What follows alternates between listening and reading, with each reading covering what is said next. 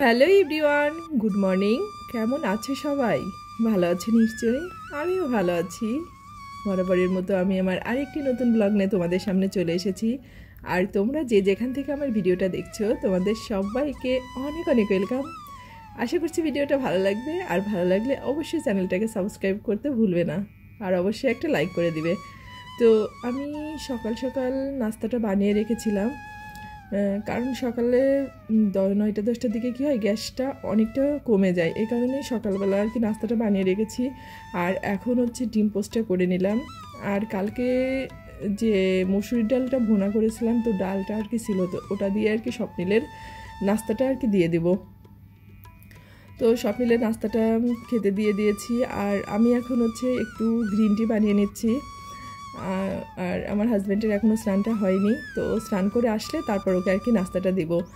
আর কি হয় জানো তো, মানে চার সাথে সবসময় আর কি বিস্কিট যে কোনো কিছু খাওয়ার অভ্যাস, তো গ্রিন টির সাথে কি হয়, দেখা যায় যে কিছু না নিলে ভালো লাগে না।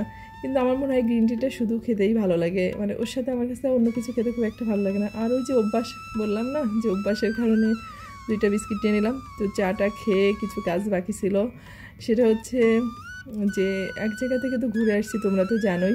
তো আসার পরে ব্যাগ ওইভাবেই আছে, জামা কাপড় বেরো করাও হয়নি, ধোয়াও হয়নি। আর এখন ভাবছি এগুলো করব না। স্বপ্নেলি যেহেতু পরীক্ষা, ওকে একটু সময়টা বেশি দিতে হচ্ছে, তো ভাবলাম যে এগুলোকে এক সাইডে রেখে দিই, পরে আর কি ধুয়ে দিব। আর এই রুমটা যে এত বাজে অবস্থা, মানে ছড়ানো ছিটানো জিনিসপত্র, হাঁটাচলা করাই যায় না।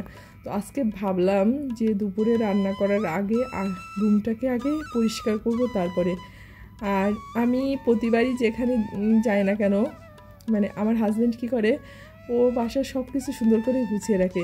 কিন্তু এবারই আমি ফার্স্ট টাইম দেখলাম যে ও এবার কোনো কিছুই গোছায়নি, যেটা যেখানে ছিল ছড়ানো ছিটানো, ঠিক সেটা সেখানেই আছে।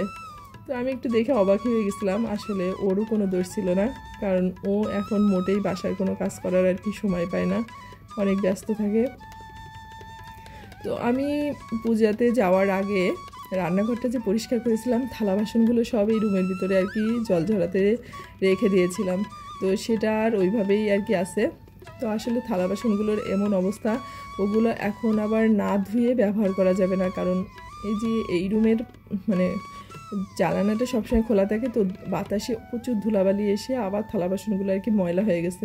তো ওগুলোকে আর কি ধুয়ে আর কি ব্যবহার করতে হবে। তো সব গুছিয়ে রেখে ঘরটাকে আমি মুছে নিয়েছি।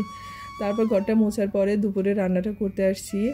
তো দুপুরে বেশি কিছু রান্না করব না, একটু মাছ রান্না করব আর ঢেঁড়সটাকে ভাজি করব। আর হচ্ছে যেটা বলতেছিলাম, যে প্রতিবার কোথাও গেলে এসে দেখি মানে বিছানার চাদর চেঞ্জ করা, সব যে কাপড় চোপড় যেটা যেখানে থাকে সব আর কি ও গুছিয়ে রাখে। তো কাপড় চোপড় অনেক কিছুই উল্টাপাল্টা ছিল আর কি, ছড়ানো ছিটানো, তো সেগুলোকে আর গুছিয়ে রাখছে। কিন্তু বাকি যে থালা বাসন ছিল এগুলোকে আর ও আর কি গুছিয়ে রাখেনি। তো মানে বললাম না যে হাঁটাচলা করা যাচ্ছে না, আর প্রচুর ধুলাবালি, মানে পাড়া দিলেই কেমন একটা বালি বালি ভাব। তো আজকে আর কি পুরো মানে রুমটাকে আর কি পরিষ্কার করব। তো আমার এদিকে ঢ্যাঁড়স ভাজিটা হয়ে গেছে, আর ঢ্যাঁড়স একটা ভাজি করলাম আর একটা সিদ্ধ দিলাম। তার কারণ হচ্ছে আমি ঢ্যাঁড়স ভাজি করলেই আমার হাজব্যান্ড বলবে যে এটা লেগে মানে কড়াইয়ের সাথে লেগে গেছে, গন্ধ হয়ে গেছে, এটা বলবে। কিন্তু আমি আজকে সাক্ষী রেখে দিলাম তোমাদের, আমার ঢ্যাঁড়স ভাজিটা অনেক ভালো হয়েছে আর কড়াইয়ের সাথে কিন্তু লাগেনি। তো আমি ঢ্যাঁড়সটাকে আলাদা একটু সিদ্ধও করে রেখে দিলাম, মানে এক ঢ্যাঁড়সকে 2 রকমভাবে রান্না করে নিলাম। আর একটু ইলিশ মাছ রান্না করব কাঁচা কলা আলু দিয়ে। তো স্বপ্নিলের জন্য আজকে আর আলাদাভাবে কোনো মাছ রান্না করব না, ও যেটুকু খাবে, না খাই আর কি মাছের ঝোলটা দিয়েই খেয়ে নেবে। আসলে সবসময় একরকম হয় না, মানে রান্না করতে আলাদাভাবে ভালো লাগে না খুব একটা। তো যাই হোক, মাছটাকে রান্না করে নিয়ে আরও অনেক অনেক কাজ আছে। আসলে কোথাও বেড়াতে গেলে দেখবা যে বাসায় আসার পরে কিন্তু অনেক কাজ জমে থাকে, বিশেষ করে যারা আমরা একা একা থাকি, তো তাদের ক্ষেত্রে এগুলো হয়। কিন্তু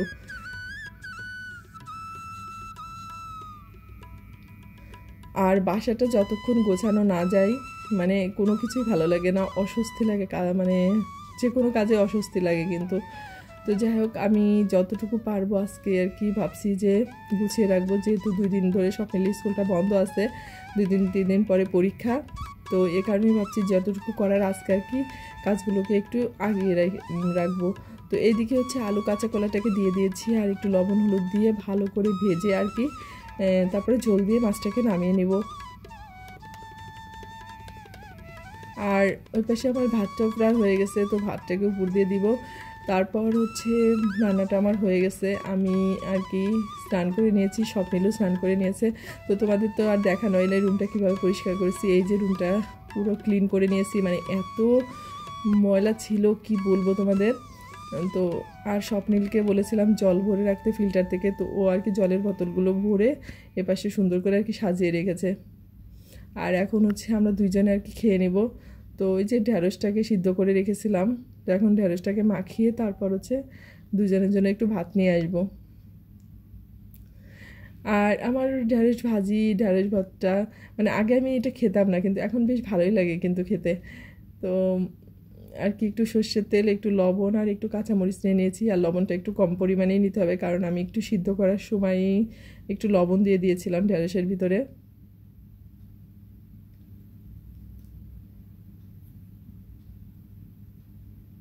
তারপর দুপুরে খাওয়া দাওয়ার পরে একটু রেস্ট নিয়ে তারপরে ভাবলাম যে অনেক দিন ধরে ছাদে যাই না, স্বপ্নিল ছাদে গেছে, তো দেখে আসি ছাদের গাছপালাগুলো আর কি কেমন আছে।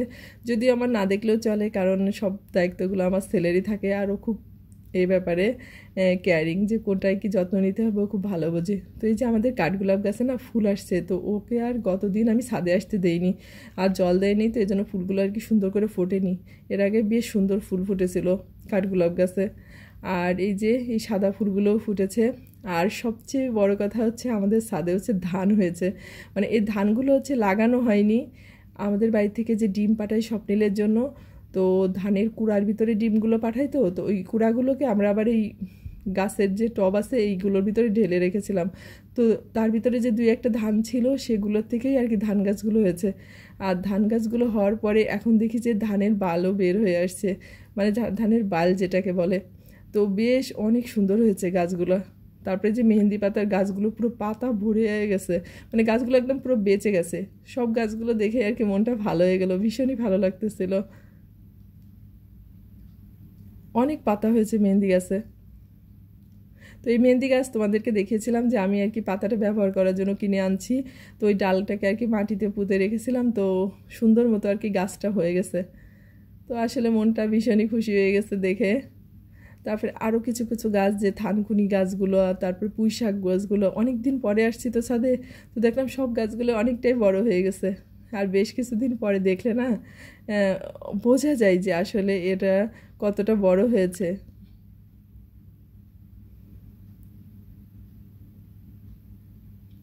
তো এই জায়গায়ও কিছু থানকুনি গাছ ছিল।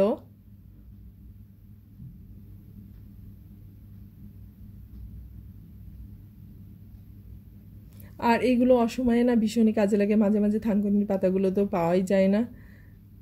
আর হচ্ছে এর আগে একদিন আমাদের শাক এনেছিল, তো শাকের ভিতরে একটা লাল শাক গাছ ছিল, তো ওটা আর খাওয়া হয়নি, ওটা আর কি ছাদে লাগিয়ে দিয়েছিল স্বপ্নিল। তো ওই গাছটাই এই যে অনেক আর কি ফুল হয়ে আর কি বীজ হয়ে গেছে। তো সবাই ভালো থেকো, সুস্থ থেকো, আর অবশ্যই সাবধানে থেকো। আর ভিডিওটা ভালো লাগলে অবশ্যই আমাকে লাইক করো, আর চ্যানেলটাকে একবার সাবস্ক্রাইব করতে ভুলো না। ভালো থেকো সবাই, তোমাদের সাথে দেখা হচ্ছে আমার পরবর্তী ব্লগে।